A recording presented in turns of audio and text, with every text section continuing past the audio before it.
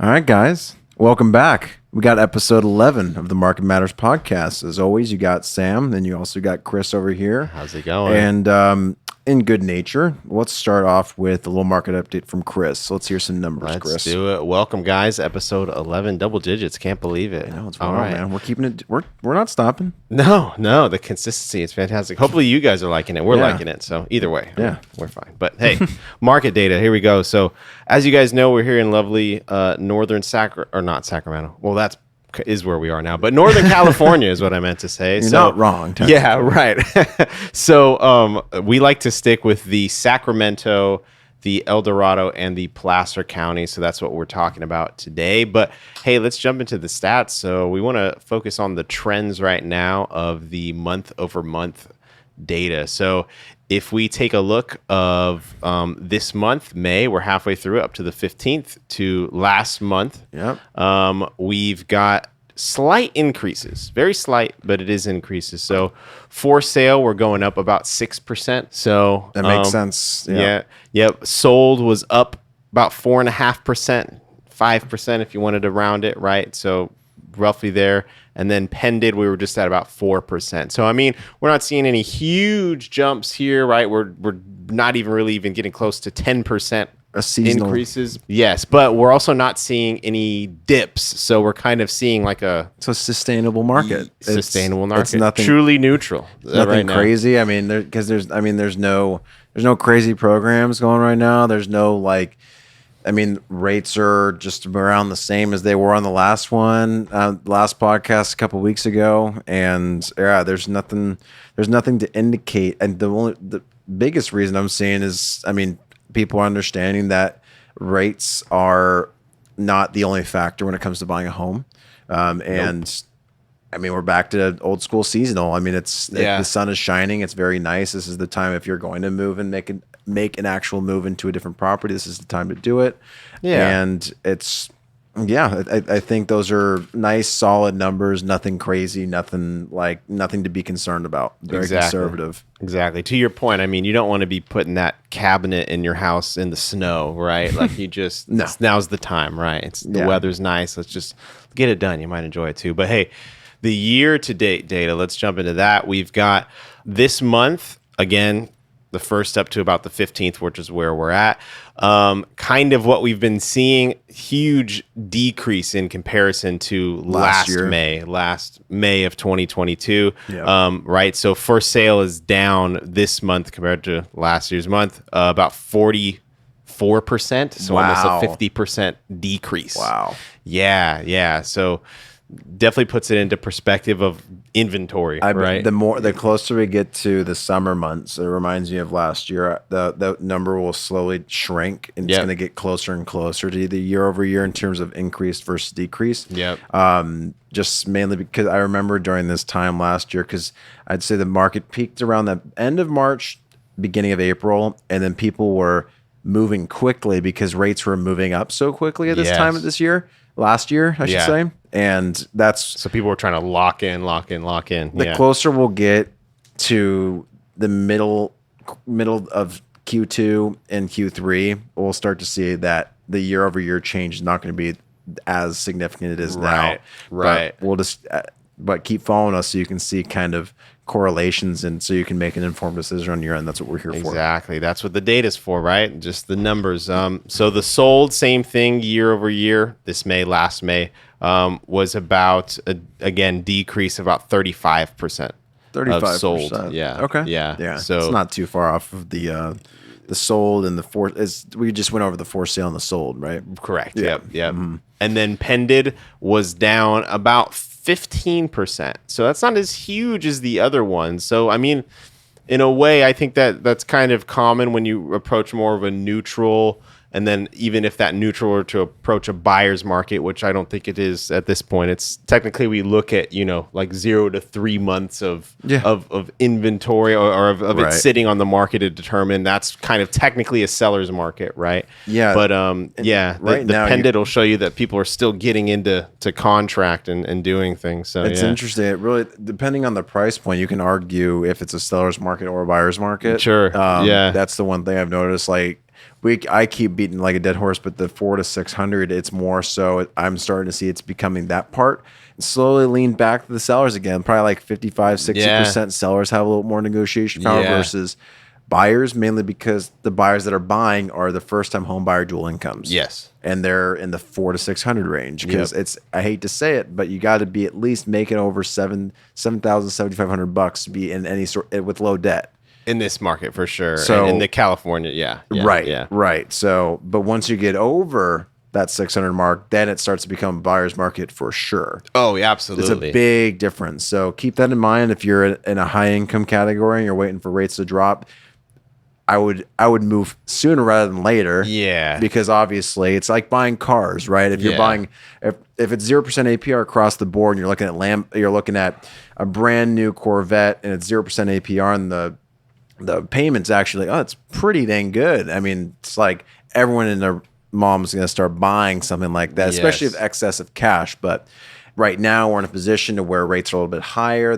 People are spending more on costs of goods like groceries, inflation. We're still dealing with that and whatnot. So if you have the financial ability to do so, take advantage of it now and get yourself a deal. And then once the interest rate environment does improve, then you'll be in a good position because we're only seeing right now. Wouldn't you agree? We kind of hit a backstop in terms of like valuation big decrease. Yes. I haven't really seen any data.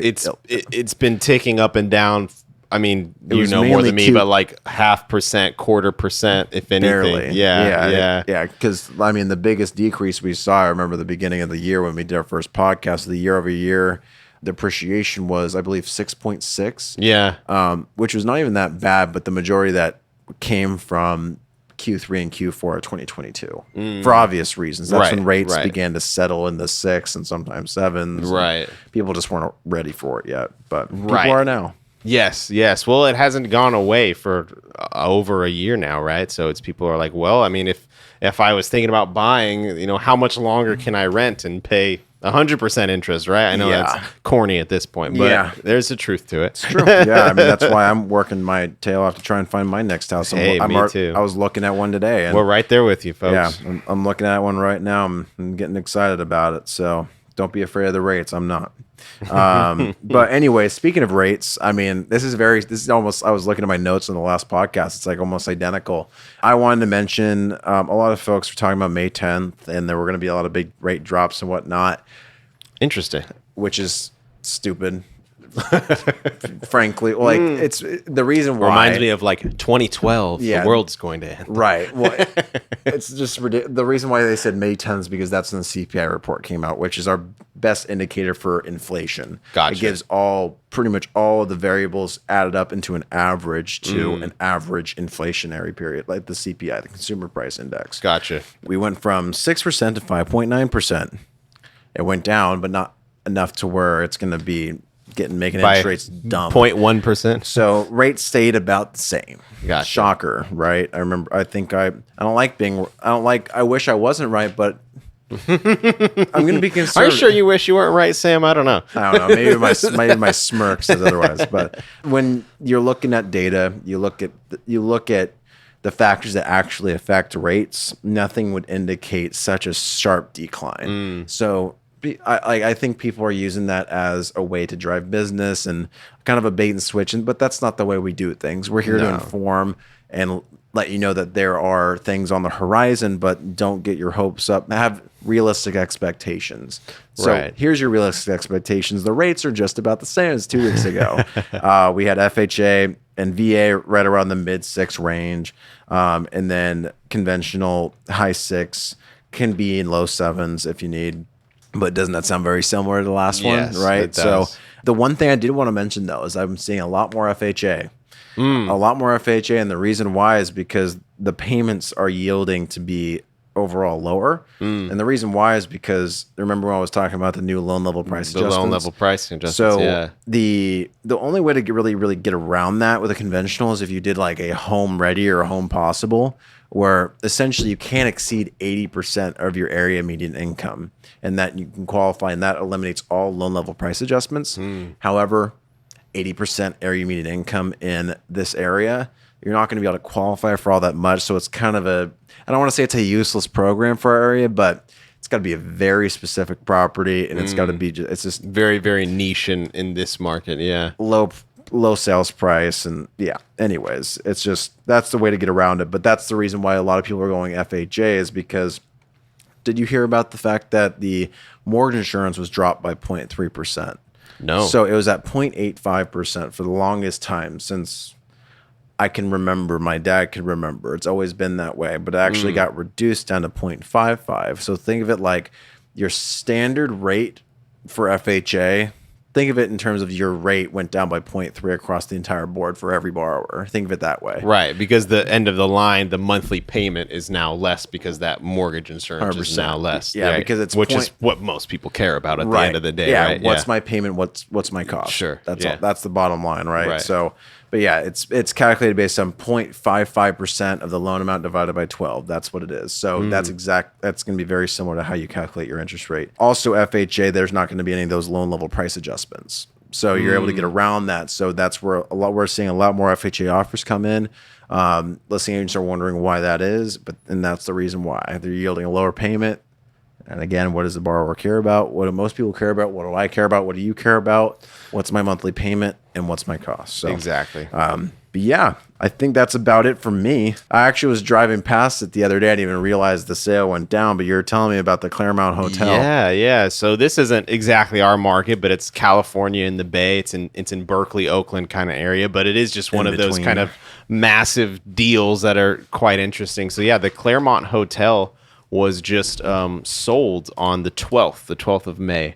It's on 41 Tunnel Road here in Berkeley for $163.3 million. That's wild. Quite a lot of money. It's quite a bit. Yeah. Quite a lot of. It's like in your head, you immediately calculate what the commission could possibly be. It's like, okay, if you're getting like 2.5%, it's like you're looking around 4 million, and then they're cut. Let's just say they don't have a great cut and they get 75%. You're still walking away with a $3 million commission check. Right. Yeah. Well, it's just, I mean, I imagine something like that. It just almost takes a lot of hands. So it's almost like I can imagine it's some type of group effort or a team effort on each side for sure. And I was thinking about, I'm like, I don't know if anybody would do that loan. I wonder if it was like, had to have come from a portfolio, because I think it was it was an entity. I think it was a company. So it was, Ohana Real Estate Investors Group was the name of it. Is it a Chinese company? I don't know. Well, Ohana means family. And family means no one gets left behind. Doesn't Ohana come? Isn't that's Hawaiian, right? Yeah. Okay. Yeah. So it's not from Chinese. Stitch, Lilo and Stitch. Also. Oh, gotcha. That's where I learned that. Gotcha. Okay. Yeah. We only give you the real professional data here. But the cool thing about this, so I mean, this is a massive, massive property, 276 room hotel and a club. It's got 22 acres. It includes a 20,000 square foot spa. It's got 10 tennis courts, and it's got fully landscaped gardens. I mean, absolutely gorgeous property. It's also kind of historical. Isn't it like 100-year-old? Yeah. I wasn't. Well, let me Google it. Why not? I didn't get the age. Why didn't I get the age? Let's see here. I'm pretty sure 108 years old. It was built in close. 1915. Wow. Nice. Yeah, So that's pretty cool. Has a historical element to it as well. I bet they're going to come in and remodel it, and I don't even know it was open when they bought it, so it's got to be that's got to be an interesting horizontal integration for a business. Absolutely. I can't imagine the intricacies of horizontally integrating into a already working hotel and spa resort type of deal, with the amount of staff you have to deal with, the amount of maintaining the maintenance that was already set up with that company. Like, could you imagine just making, like, you're just trying to figure out who you're going to keep, who you're going to what's changing, what's going, if we're changing this, we're changing that. I mean, I'd imagine the best strategy is to make it as minimal as possible, right? If I were to do it, I mean, it's like kind of like, if it ain't broke, don't fix it aspects, but also you got to have a growth aspect as well. So it's like there's some things where okay, let's go in and let's just pick at things one by one until we finally kind of get it on a course, right? But that's a massive project. So it's about... I bet that deal took at least a year to do. Oh, I'm sure. So approximately $500 or up to $1,900 per night to stay there. Nice. A little back. And you should stay there, bro. Yeah, maybe we'll go visit it. That would be cool to do after this. Yeah, why not? It was appraised. It was actually appraised at 182 million in July. Probably has cap rate involved. And whatnot. Yeah. So apparently they got a good deal. They've saved about $20 million below appraisal when they got it. All cash, by the way, which is crazy to think about. All cash. It was a cash deal. Yeah, they definitely had that's a thing that blows my mind. They probably liquidated. That's why it probably took so long. Yeah, they probably went through needed to liquidate a ton of stuff. Yeah. It didn't say the details, but it mentioned that they had to raise some capital for sure, which meant probably selling some assets or selling liquidating assets something. and fundraising. Like I was down to get some investor group. Yeah, exactly. I was talking to the client that I went and visited, and that's what he did. He put all of his money into it, and then he got a lot of shareholders involved, and he raised the remaining money to do what he needed to do to build the cannabis cultivation facility. Oh, that's sweet. That you'd be surprised if you're positioned in the right place in the world, and you know just a few of the right people, you can connect some serious money. Yeah, I bet. I mean, if you can show them too that you like, hey, this works, it'll make money. Here's why. It's just like, okay, there's just like, sure. Especially if you're talking to someone who has like godly amount of money, and it's like, well, 10 million is equivalent to our $1,000. Sure, right. And they're just like, well, if I lose that, I guess that would suck. Yeah, but it is what it is. Yeah, it's like it is what it is. But yeah, that's the reason why I asked if the Chinese hotel was interesting. I wanted to bring this up. I actually brought the bill just because I was fascinated by it. I don't know why we didn't get brought up, but it was proposed in the beginning of this year. Texas is working on banning a certain demographic of people buying real estate, which is a little toes the line a little bit. I think it's worthy of a controversial subject for sure. But gotta love Texas for getting into a lot of those. Texas is built different, man. Texas is just different. And they're quite proud of it. Yeah, they're proud of it. They know it. Too. I'll read it off. Yeah. Here's the bill that's being proposed, and there's a majority being backing this bill. Mm-hmm. Okay, it's complicated. It's an interesting topic. So to give backstory behind this, there was a Chinese billionaire that came in and bought 130,000 acres in Texas to essentially build a wind farm, which a lot of people are concerned right now with Chinese integration spies, Russian spies, or like essentially buying our natural resources like water is gold, which is actually fair if you think about it, especially if they're big companies that are not based in the U.S. and they're Chinese and Russian, where we have a direct correlation with them right now. It's definitely a topic of concern, I think, for sure. But there's a part of the bill where it's a little squirrely. Right, I imagine. Didn't you, but before you jump in, didn't you say it was near an Air Force base, or was I hearing differently? No, so what I was talking to you about was they're pretty much making 130,000 acres covers a lot. So there are definitely a lot of air bases in Texas, but they may have. But what they're saying is that they're taking the analogy of, could you imagine a U.S. based company coming in and buying that much land, and it just so happened to be close to one of their air bases. Sure. Okay, I think that's what they're insinuating, was that since it was such a large amount of land, it had to have been close to an airfield. Sure, right, or some sort of military base. And if that were to happen in China from a U.S. company, that would never fly, which is fair. Right. I see what you. Okay, I see what you mean. Yeah, I remember you mentioned that earlier in the show. I didn't know if that was specific to that one, but yeah, I mean, with that much land, like you said, it's 130,000 acres is huge. Legit. Yeah, it's a lot. I'll start with the meat and potatoes because there's a lot of attorney wording. Yeah. Okay, section 5.0051. Purchase of or acquisition of title to real property by certain foreign individuals or entities prohibited. Notwithstanding any other law, the following may not purchase or otherwise acquire title to real property in this state: a governmental entity of China, Iran, North Korea, or Russia; a company or other entity that is headquartered in China, Iran, North Korea, or Russia. That one makes a little sense to me. The direct, or then B, directly or indirectly held or controlled by the government of China, Iran. I also understand that, given the situation right now. I think that would be the most understandable, is that one in particular. But let me finish. I'm sorry. C was as an eyebrow raiser. Let's hear it. And then, C, owned by or the majority of stock or other ownership of which is held or controlled by individuals who are citizens of China, Iran, North Korea, or Russia. So Yeah, that's a little. But then it keeps going to a company or other entity that is owned by or the majority of stock or other ownership interest of which is held or controlled by a company or entity described by a subdivision. 4 is an individual who is a citizen of China, Iran, North Korea, or Russia. So essentially, what's confusing to me is, because we were talking about prior to the pod, is like, if you have dual citizenship, does that mean you're done? Yeah, well, it brings up so many questions. It's specific, but also it just leaves room for like, where are the exceptions? Because you here? like to put the ball in the court of Texas and not think that it's going to be just like, you're Chinese, you can't buy it. Sure, you want to like, give them the benefit of the doubt, like of course, but maybe it's Chinese citizens that are not here on visa or green, like on any sort of permanent identification or permanent stay here in the United States. But the way it's worded, it just makes it sound very discriminatory. Yeah, well, I mean, even just the first, I mean, what was that first line here? It was like, no individuals that are...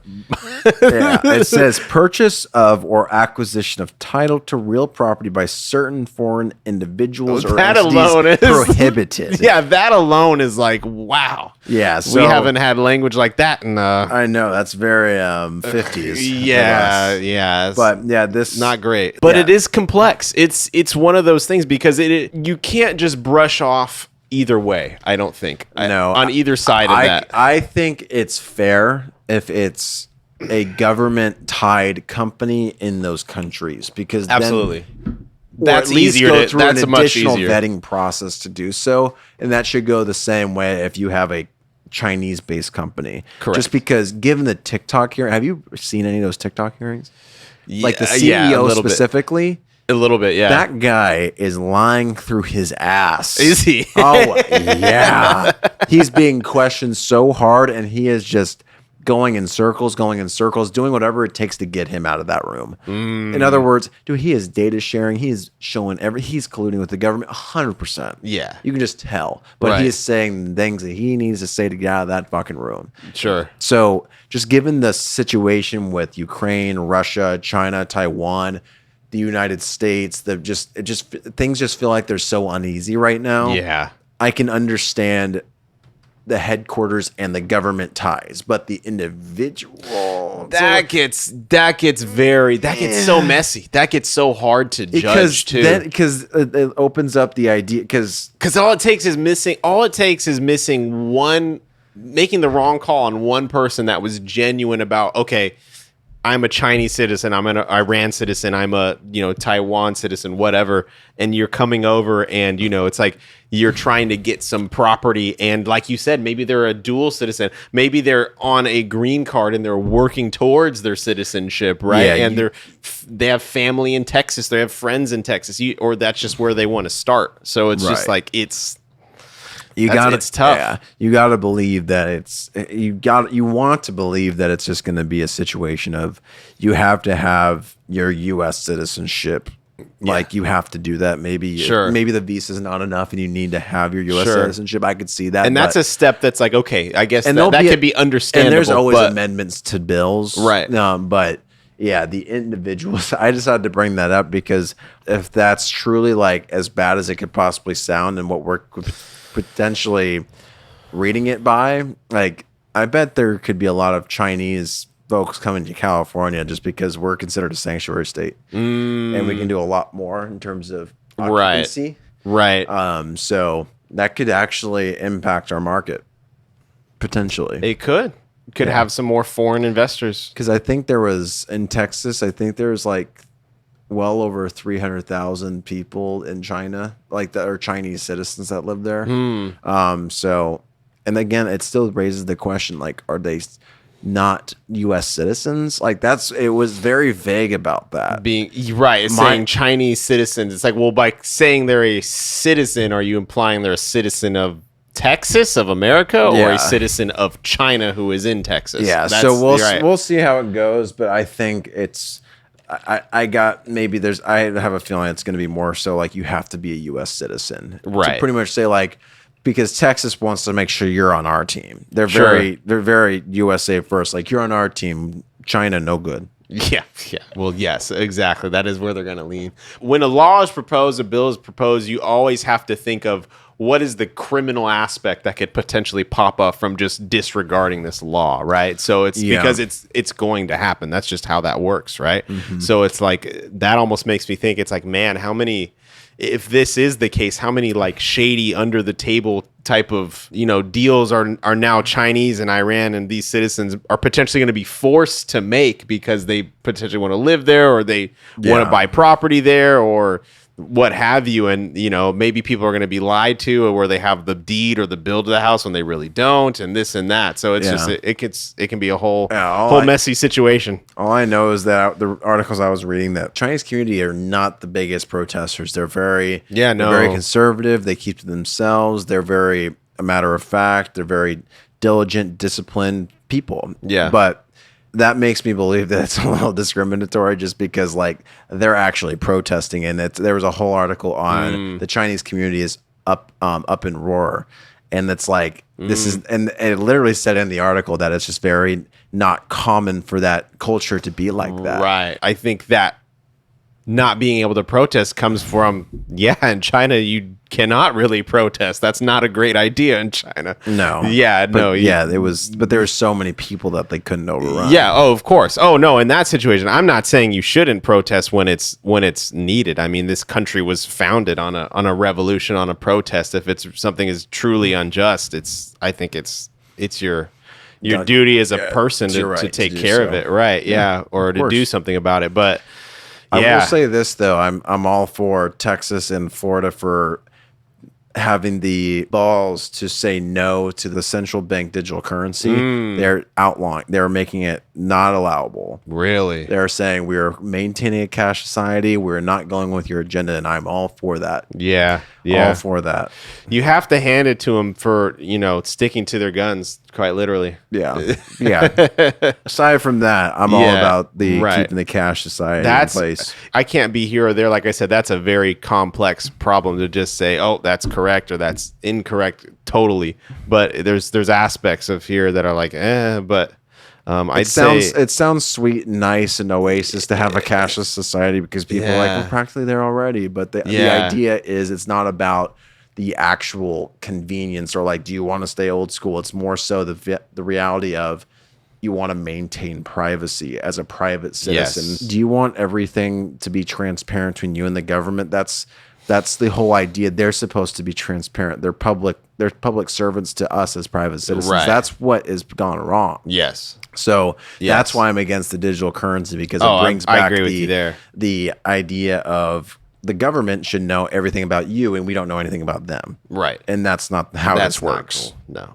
That's not. But anyways, to get away from politics, I want to talk to you about the you've been going through some serious coaching lately. I have. It's been pretty great. The big thing is I know the biggest thing is just there's a lot of big things, but communication obviously is like our number one factor when it comes to being in sales. Or I put us on a higher pedestal than sales just because we quite literally changed life. It's not transactional. It's all relationships. Yeah. And hopefully they're genuine relationships. And I know that's what we strive for. But yeah, I wanted to hear a little bit more about what you've been chatting about and what you've been learning. I learned some really cool things. I mean, just today, and so it's fresh in my head. It was kind of a mind blow. Everyone who was on that coaching call today said, "Man, this was the best one we've had in like years." It was really cool, nice, really, really eye opening.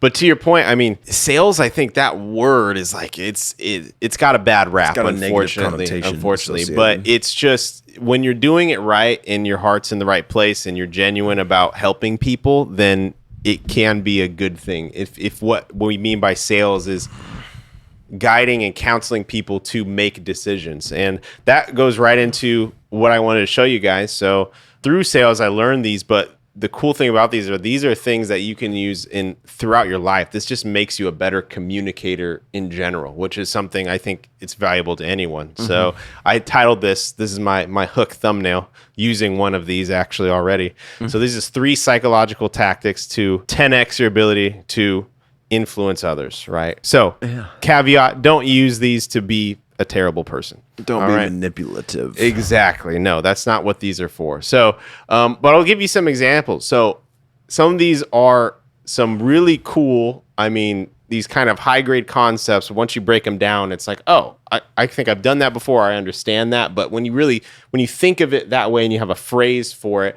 it really helps you kind of use it as a tool that could really be helpful in being better with communicating with people. So the first one is what we call autonomy supportive language. Okay, so psychological phrase here. This just means you're empowering people to make a yes or no choice and to be detached with the outcome. Okay, so you're empowering someone to just make a choice, right? This is gonna be simple as, for example, I'm gonna give you some phrases with each of these so you can kind of use this and see what happens. Let us know in the comments if you tried it or you've done something like this before. But here's the phrase. You can tell me if this makes sense or not, ... right? You fill in the blank. You kind of give someone that in the sense you're starting off with, hey, I want to hear what you have to say about this. I want your decision, yes or no. Tell me if this makes sense or not, rather than just blank. Here's what I feel, or this is what we should do. You tell me if this makes sense or not, blah, blah, blah, right? Here's another one. You can be honest with me. I can take it, I promise, right? Again, that gives people autonomy. It empowers them to be honest with you. And it gives them comfortability to express their feelings, their true feelings. Because a lot of people are like, they feel like, well, he's been working so hard. Like, I don't want to like put it down on him. Like, I don't, but that's what we're here for. Exactly. Express your concerns, and we're here to help you understand those concerns, and hopefully we can get over that. Exactly. And I think it takes almost a little bit of courage, because I think people always have a tendency to kind of what I call just like live in the fog, right? Where it's like we kind of would rather not even make a decision or hear a yes or hear a no because we're afraid of the no or afraid of the yes. We're afraid of the outcome we might not necessarily want or is in our interest at the time, right?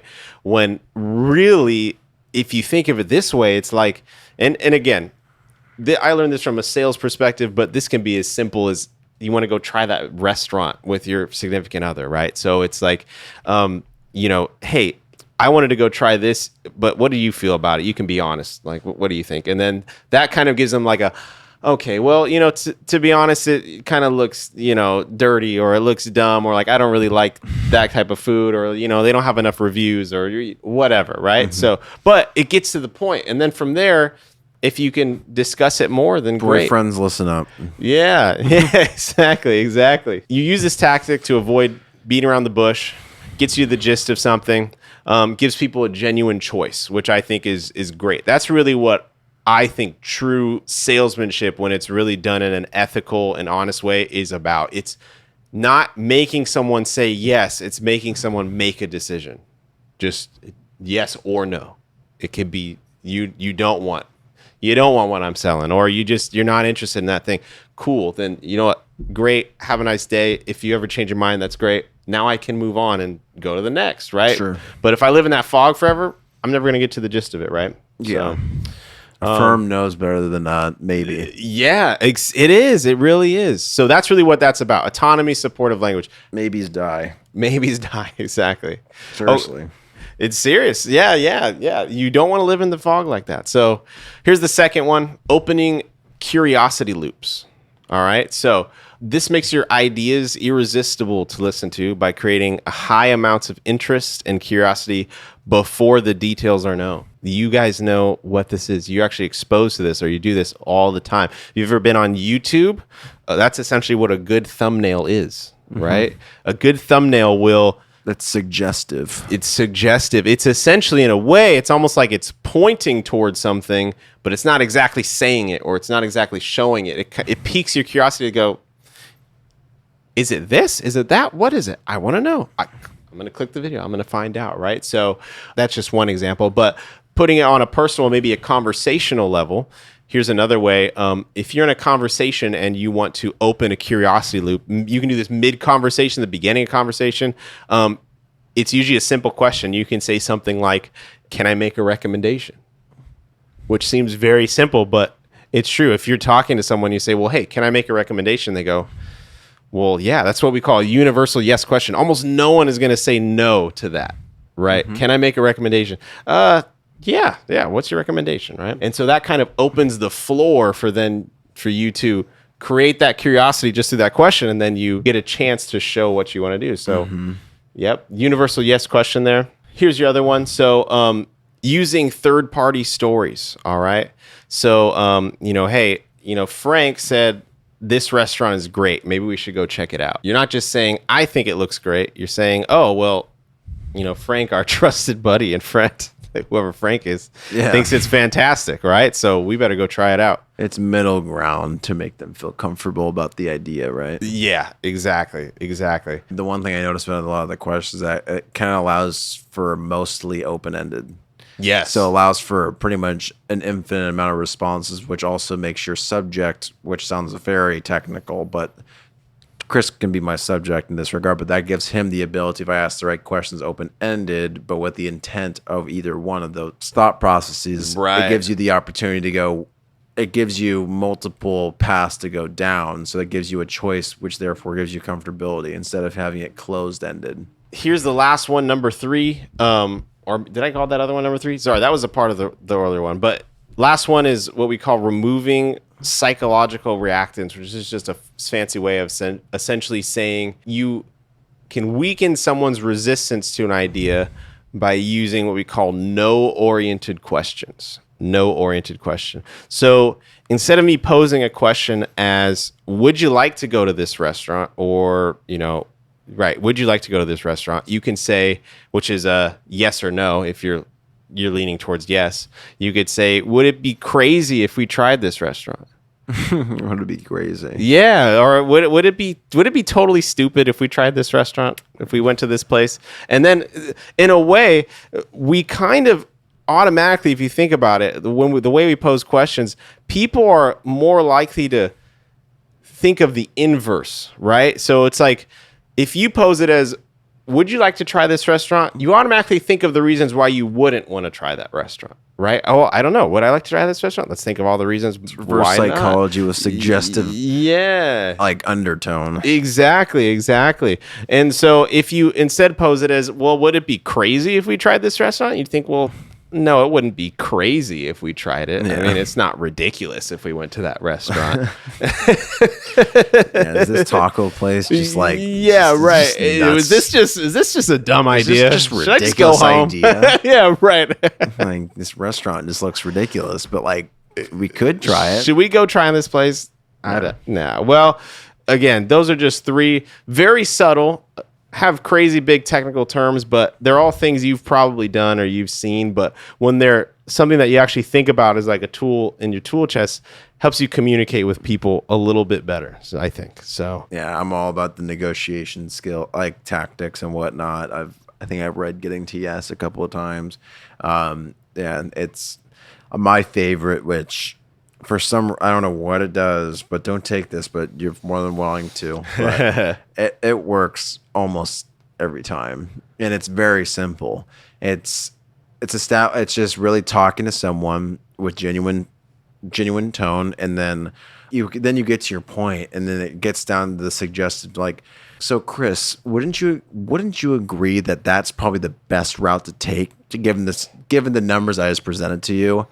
And they almost feel like it's not like, no, I guess of course it is. Like, yeah, right. It's like right. it's just right. You're just building it up, and then it's very like, hard to be like, no, it's awful. Then it puts the power back into their hands. Like, well, yeah, of course, makes perfect sense. Right.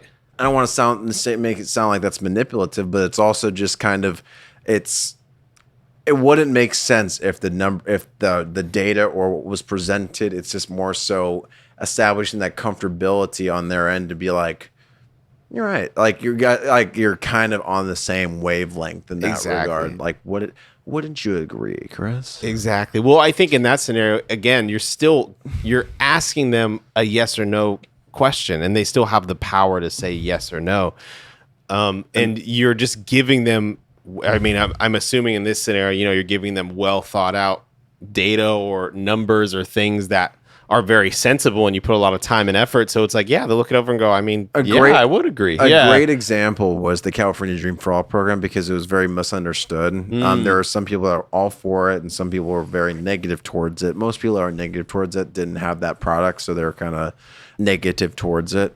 But a little biased, yeah. Maybe. But there was one client in particular I was talking to. Unfortunately, we weren't able to secure it for her, but She was just kind of like, she heard a lot of things from other people saying like, are they going to take my house? Like in the instance where like, what's going on? And I presented it to her like, based on everything I presented to you and given your situation, you're kind of a perfect borrower for this. Wouldn't you agree? It kind of fits what you're looking for and it kind of fits your lifestyle. It's not too intrusive. Like, I'm not selling her on it. It's making sure that she understands it and I'm presenting the real deal. Like, right. And then if you don't agree, then to me, that eliminates my ability to kind of waste my time even further, not to be too harsh, but it's like if I present everything correctly, we go through all that, and she's like, and it doesn't come from a place of just true, genuine question. It comes from more of a emotional kind of like always kind of creeping back type of thing, or kind of always regressing from the topic, or finding excuses of like not doing things, and I think I might or I should. Sure. Or like it's like you're in a scenario where you're kind of like, I need a yes, it's I need that a time frame, it's the I need fog, but on the opposite side. Right. You know, so it's like, you know, you do your thing, and most of the time I'll have that first phone call, and if they reach out to me, like I'm always responsive. Like if people ask me questions, great. Sure. But the people that usually ask me questions usually don't take advantage of my time. They usually end up working with me because they value the opinion and they value the knowledge and be able to provide to them. But that definitely happens a few times. But, Sure. Yeah, that's kind of got off track there. But there's things that we do sometimes that makes people uncomfortable on accident. Yes. Just based on the way we talk. Sure. And most of the time we make a point to say that we go against our best interest to make sure we are in your best interest because we're working for you. So it's what the right ones do. Yeah. Right. So it's just figuring out new ways to communicate and be more open and understanding the other side as another person that with feelings and has reactive tendencies, has the ability to, and communication's an art, a true art that you keep figuring out. But those are all good points that you made. I just had to throw a couple in there. Awesome stuff, man. Well, is that all she wrote? I think that might be all she wrote. We covered a lot today. Yeah, we did. Yeah, I think that was a good one. But yeah, next month there's going to be another CPI report, so hopefully we'll see some more inflation drop. I don't know if I mentioned it, but it was 6% down to 5.9. I think I did. Yeah. Energy, I believe, is one that needs to be going down because obviously if we're still outsourcing all of our energy, it's still going to maintain high cost. Anyway, yeah, next podcast we'll have a full month of May, so we'll be able to have the full month of data to be able to share with you guys. So put a comment down under the video if you guys liked it. If there's anything you guys want to see or us talk about, let us know in the comments.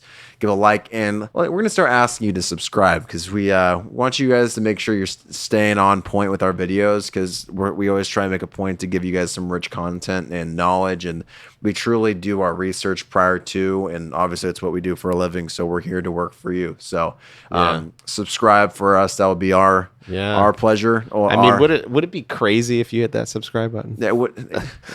Would it be ridiculous? Would you be ridiculous if you clicked that thumbs up and that subscribe? Would it be crazy? I don't think it would. I don't think it would. I think it would be very nice. I think so too. Episode 11, guys. Come on. We can ask for subscribers now, right? Go. I think past 10 let's go. We're at 11, damn it. Let's go. We gave you a freebie. You know, I'm going to be aggressive. Give us a subscription. All right. All right, guys. We better hop off before it gets more fun. All right. Episode 11 in the books, guys. Well, we'll see you for episode 12. All right, guys. See you next time. See you next time.